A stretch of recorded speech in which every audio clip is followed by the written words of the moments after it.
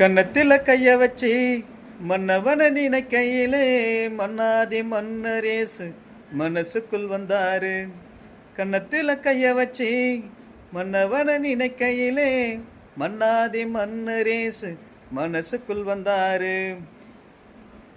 என்னென்னமோ பேசணுன்னு என் மனசு நினைக்கையிலே, என்னென்னமோ பேசணுன்னு என் மனசு நினைக்கையிலே, கண்ணே மணியே ரூபவதியே என்றழைச்சாரு. என் கன்னத்தில் முத்தமிட்டு அரவணைச்சாரு. கண்ணே மணியே ரூபவதியே என்றழைச்சாரு. என் கன்னத்தில் முத்தமிட்டு அரவணைச்சாரு.